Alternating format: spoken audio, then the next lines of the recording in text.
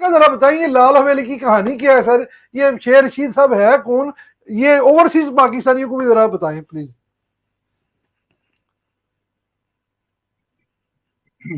Overseas को भी पता है, शेख रशीद एक इंतहाई घटिया बेईमान आदमी है। शेख रशीद चोर है। इसका जो नाम है ना, वो चोरी का नाम है।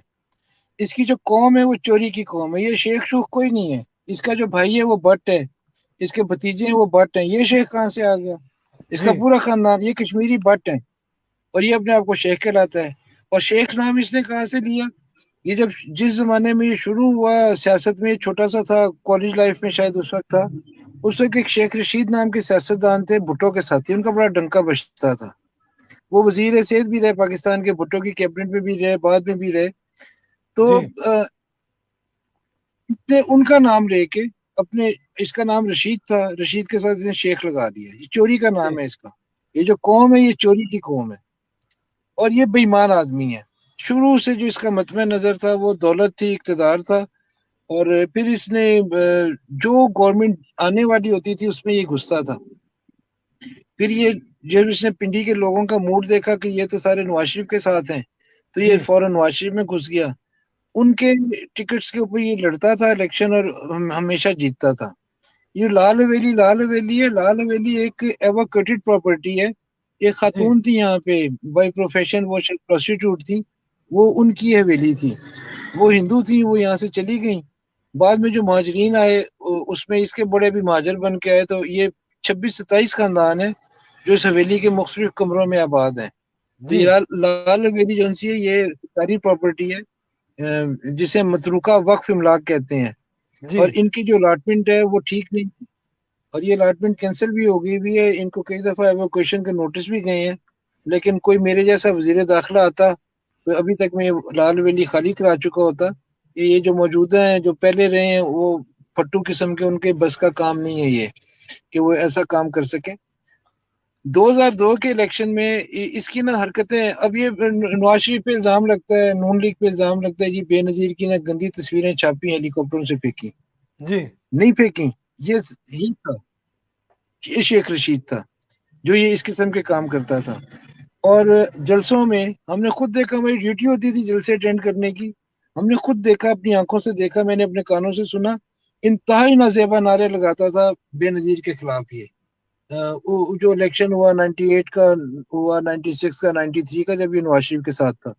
जी फिर इन्होंने जब बेनजीर की गवर्नमेंट आई है, तो इन्होंने ना बड़ी ही घटिया हरकतें की। इन्होंने वहां पे, बेनजीर का एक बेटा पैदा हो गया, फिर वो एक, बेनजीर प्रेग्नेंट थी, एक बच्ची होने वाली थी, उसको प्राइम मिनिस्टर भी थी। तो शेख रशीद साहब ने पिंडी आपारा, इस्लामाबाद आपारा में एक बहुत बड़ा बैनर, वो 150-200 फुट रोड है, 200 फुट लंबा बैनर था। उसमें मोटा मोटा लिखा हुआ था पी। और नीचे लिखा हुआ था परमानेंट प्रेग्नेंट प्राइम मिनिस्टर। ये उसने मोहतरमा बेनजीर के लिए लिखा के तो वहां लगाया, बहुत दिन लगा रहा। हम्म हमने इंक्वायरी की कि कहाँ से आया, कौन, पता चला शेख रशीद साहब लगवा के गए हैं। बेनजीर प्राइम मिनिस्टर थी, ये अपोजिशन में थे। इन्होंने कोई हरकत ऐसी है। बेनजीर की बेटी पैदा हो गई दूसरी। बेनजीर उसके बाद, शी वॉज प्राइम मिनिस्टर, अगले दिन वो बैठी हुई है। उनकी आदत थी, उनके हाथ में एक तस्वीर होती थी। जी ये पॉइंट ऑफ ऑर्डर पे असेंबली में खड़ा हुआ, ये ने था नून लीग का।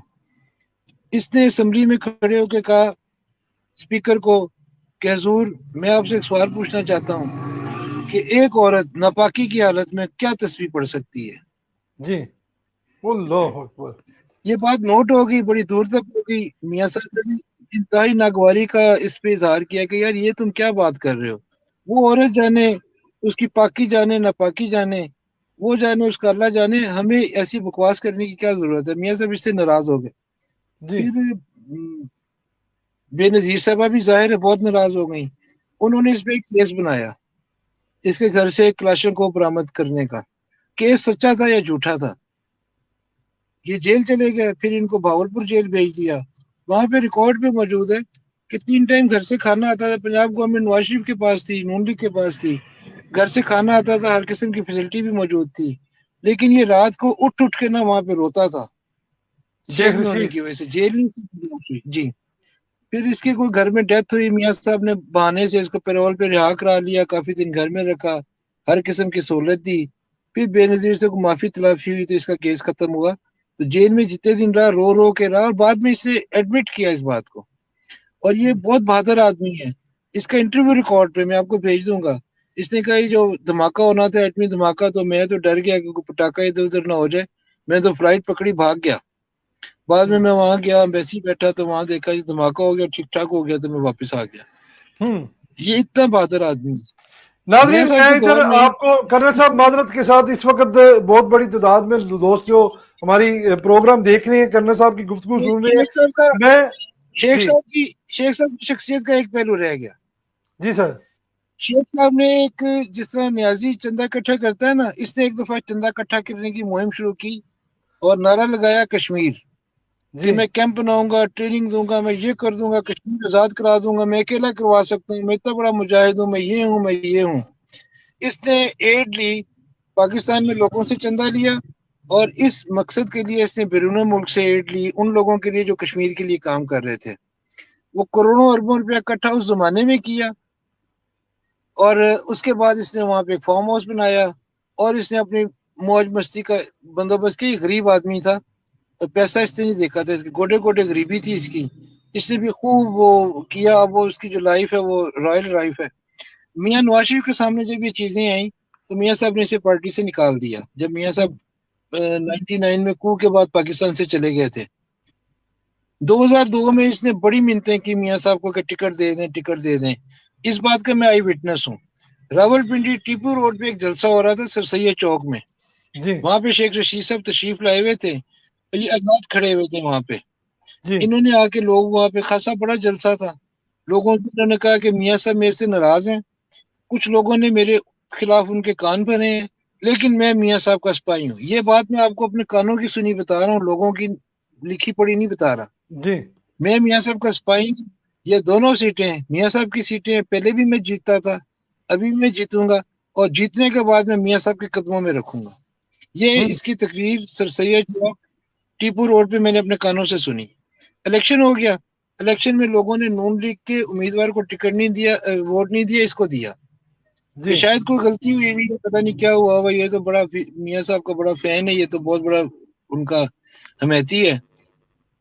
ये दोनों सीटें जीत गया। जीतने के फौरन बाद इसने जाके वहां काफ लीग में शमूलियत कर दी, मुशर्रफ के साथ जाके बैठ गया। लोगों ने देखा ये क्या ड्रामा किया इसने। और फिर अब इस दो सीटें जीती हुई थी, एक इसने छोड़नी थी। एक इसने सीट छोड़ी, और वो छोड़ी जो इसको ये अपनी ज्यादा पक्की समझता था, जिसे हम आजकल NA 55 कहते हैं। जी वो सीट इसने छोड़ी, और वहां से अपने भतीजे को, ये शफीक को, इलेक्शन लड़वाया और खुद कैंपेन चलाई। लेकिन जमाना जब्त हो गई। जो पिछली जी दफा सीट जीती थी उसने अवाम को धोखा देके जीती थी। उसके बाद जी फिर अगला इलेक्शन आ गया, जब वहां पे खड़ा हुआ, मियां साहब ने वहां से शकील अवान को टिकट दे दिया। शकील अवान ने बड़ी हकारत से कहा मेरा मुकाबला करेगा, ये तो मेरे बैनर बांधता था। हाँ वो बैनर बांधता था, हाँ वो हम्म। झंडे लगाने था, पोस्टर लगाता था, घर में लेवी तैयार करके वो इसकी कंपेन चलाता था। लेकिन उस शकील अवान ने इसे इबरतनाक शिकस्त दी। फिर हम्म। इलेक्शन हुआ, वो किसी वजह से वो जो जीते थे वो नायल हो गए। फिर इलेक्शन हुआ, फिर शकील अवान इसके मुकाबले में आए। शकील अवान ने भी इसको हराया। फिर ये पीपल्स पार्टी में चला गया। इसने 2008 का इलेक्शन पीपल्स पार्टी में जाके लड़ा, उनके साथ इत्तेहाद करके। वहां पे भी जी इसको मार पड़ी। इसका करियर खत्म हो गया था। लेकिन ये सिर्फ गेट नंबर 4 की वजह से उन्होंने जाके, जहाँ बहुत सारे ठप्पे लगाए, उन्होंने शेख रशीद को भी ठप्पे लगा दिए, और PTI के साथ इलाक करा के इसको जिता दिया। वरना इसकी कहानी खत्म थी। इसकी कश्मीरी कहानी। मुजाहिदीन के नाम पे इसने फ्रॉड किया, लोगों से पैसे लिए, और सियासत में जो करता रहा। फिर इसका जाती करेक्टर है, उसमें बात नहीं करना चाहता, मैं उसका विटनेस हूँ। लाहौर के PC में मेरी मुलाकात इससे हुई थी 98 के इलेक्शन के फौरन दूसरे तीसरे दिन, जब ये इलेक्शन जीत के आया था। जी लेकिन जातियात पे चले रहने दें। इंतहाई चले घटिया ठीक आदमी, है। इंतहाई बुरा मैं आदमी। आप देख रहे हैं उसे ना कई सालों से, ये उस वक्त भी ऐसा ही था। 85 जी 82 से हम इन्हें जानते हैं, नवाज शरीफ साहब को। ये उस वक्त भी ऐसे ही थे, शरीफ और खामोश, और कभी इसके मुंह से कभी किसी के लिए बददुआ नहीं निकली, किसी की बुराई नहीं की, किसी को गाली गलौज नहीं की, किसी को ऊंचा जी नहीं बोला, किसी को डांटा नहीं। इंतहाई नफीस आदमी है। ये जो इल्जाम लगता था बेनजीर साहबा की तस्वीरों वाला, वो मैं आपको कैटेगोरिकल बता रहा हूँ, मैं आपको रिकॉर्ड पे सबूत के साथ बता रहा हूँ कि ये सारे काम, वो जो क्या कहा जाता है ना हेलीकॉप्टर से गंदी तस्वीरें फेंकी, जी वो हेलीकॉप्टर नहीं था, वो सेस्ना जहाज था रेंट का, लाहौर फ्लाइंग क्लब का। जी उस सेस्ना जहाज से तस्वीरें फेंकी गई थी, गंदे पोस्टर थे बेनजीर साहबा के। उस जमाने में ये कंप्यूटर वगैरह नहीं था, तो प्रेसों पे छपते थे। वो कहाँ से छपे, किसने छापे, ये सब पता है, गवर्नमेंट को भी पता है। मियाँ साहब की शराफत है कि खामोश रहते हैं। नवाज शरीफ पे एक और इल्जाम लगता है कि जी सुप्रीम कोर्ट पे हमला किया। आप कभी नवाज शरीफ या उनका कोई करीबी आदमी साथ हो तो आप उनसे पूछें कि मियाँ साहब आप क्यों कौम को नहीं बताते, ये इल्जाम अपने ऊपर सह के बैठे हुए हैं। ये जी सुप्रीम कोर्ट पे हमला हुआ था मियाँ नवाज शरीफ साहब की पेशी के टाइम, एक इंतहाई गंदा चीफ, जैसे आज बैठा है ना, या जैसे पिछले दो गुजरे, ऐसे एक बड़ा गंदा चीफ जस्टिस होता था।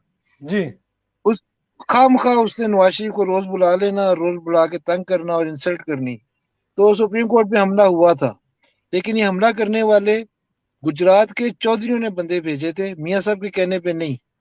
जी अपने आके, क्योंकि जो केस जहाँ चल रहा था, जो केसेस वो बने हुए थे, वहां पे जी उनको ये खतरा पैदा हो गया था चौधरियों को कि केस जब आगे चलेगा तो ये प्राइम मिनिस्टर को रगड़ा लग रहा है, हम तो रेड हैंडेड इसमें पकड़े जाएंगे। तो जी उन्होंने ये सारा मामला इसको खराब करने के लिए सबोटाज किया। और उनके आदमी थे, उनके पास वो आदमी आज भी उनके राब्ते में है, आज भी उनको पता है। अगर चौधरियों में से कोई बंदा आपको मिले जिसको टाइम याद है, थोड़ा सा एज ज्यादा, मतलब चाहे शुजात हो, वजाहत हो, परवेज़ लाई हो, जी आजकल के बच्चों को शायद हकीकत का नहीं पता। तो सुप्रीम कोर्ट पे हमला नवाज शरीफ के कहने पे या नवाज शरीफ की मर्जी से नहीं हुआ था। ना नवाज शरीफ इस किस्म की चीजों में बिलीव करते हैं। जी नवाज शरीफ को तो जब निकाल दिया उन्होंने इंतहाई जुल्म और ज्यादती के साथ, पाकिस्तान की चलती हुई तरक्की का पहिया रोका, तो उसने बाहर आके कोई बात नहीं बताई। जी उनके पास बताने को हजारों बातें हैं। मेरे जैसे आदमी ने कहते थे मियाँ साहब आप क्यों कहते हैं कि मुझे क्यों निकाला, आप जी क्यों नहीं बताते लोगों को कि मुझे इसलिए निकाला। कहते नहीं यार पाकिस्तान के लिए। तो नवाज शरीफ तो अपनी जात पे जुल्म सहने वाला है। तो ना बेनजीर के तस्वीरें उन्होंने फेंकी थी नवाज शरीफ ने, या उनके कहने पे उनके किसी बंदे ने, वो शेख रशीद का काम था। ना सुप्रीम कोर्ट के ऊपर हमला नवाज शरीफ ने किया था, ये गुजरात के चौधरी का काम था।